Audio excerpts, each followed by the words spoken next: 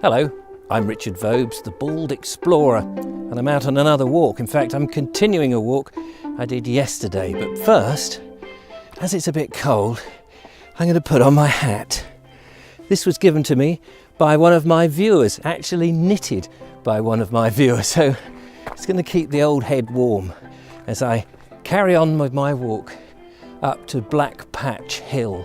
And that is the object of the exercise today.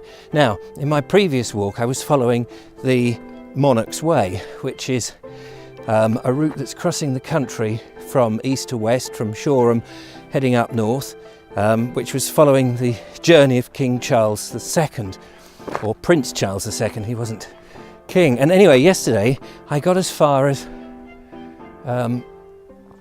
just down there where the trees are behind me, and I was following the public footpath. This time I'm coming up into Myrtle Grove Farm and heading north towards Storrington. Just down there is the tiny little hamlet of Patching. So hopefully it's not going to be a terribly long walk, because Blackpatch Hill is just north of me now, and I'll try and get to the top and get some views. I've been sort of doing this in stages. Now, as far as I know, there's nothing particularly interesting on the top of Blackpatch Hill. There may have been at some point some Neolithic settlement. There are evidence of chalk pits around, and if I see those, that would be interesting. But it's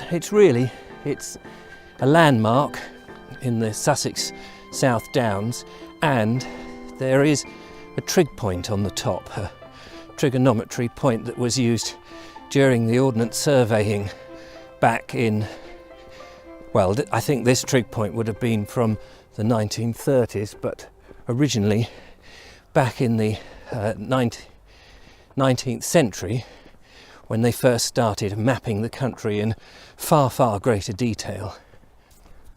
Well, I'm just leaving the farm now. Behind me, Myrtle Grove Farm, just behind me. Not being a horse rider myself, not really understanding, is it equine? I can't pronounce it, horse stuff. But clearly there's lots of horses around here.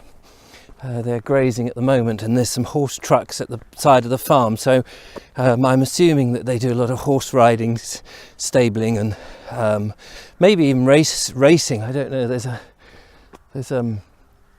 I don't know what you call it. There's a sort of square area that's full of mud and stuff that's levelled for horse stuff. So apologies on the vagueness of my knowledge on equestrian farming. But ahead of me there's some horses in this field, and they've all got little blankets on, coats. I'm not surprised. It is a very cold morning. I was expecting actually a frost this morning because that's what the weather forecasters were telling me, but luckily there isn't. As we get into December, of course, we'll have more crisp mornings, and my aim is to get out into the country and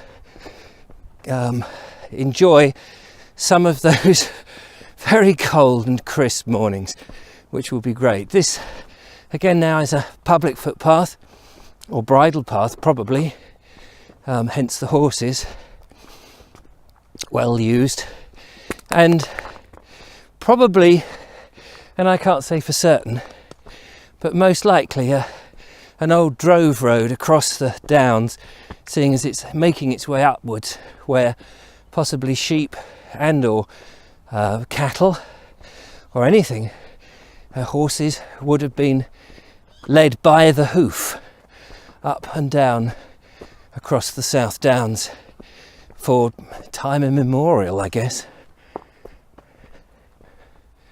And behind me, the sun not fully up, but a great patchwork of the British landscape as I make my way out. And then over there's Myrtle Grove estate, which it looks like a forest, and it probably is some sort of forest, But I've been reading up about woods and woodland, and I'm going to do some videos on those later on and talk about the differences between woodland, wildwood, underwood and all that sort of stuff. But that's that way. Meanwhile, in our country winter walk, we're heading up towards Blackpatch Hill.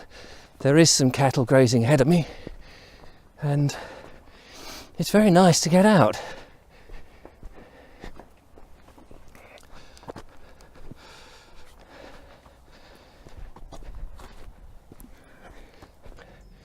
The autumn colours are now beginning to slowly die away as the leaves are falling and we come closely into winter, and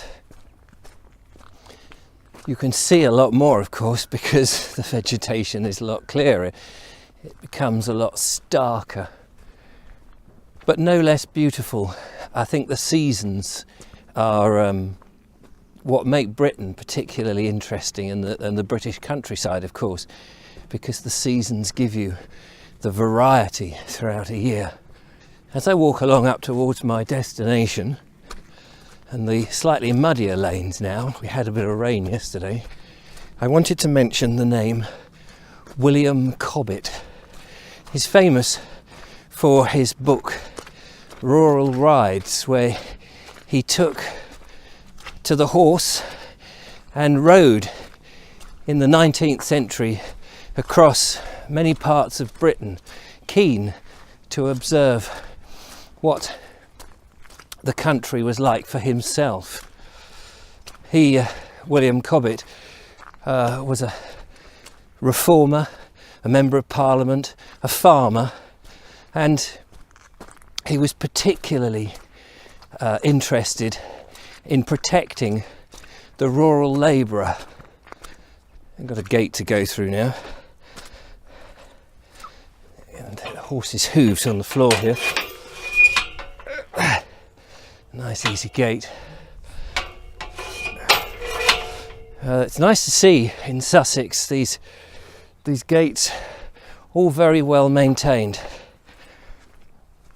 It must be hard for some of the farmers to do that on the money that they're struggling with at the moment. Here we get a better view of the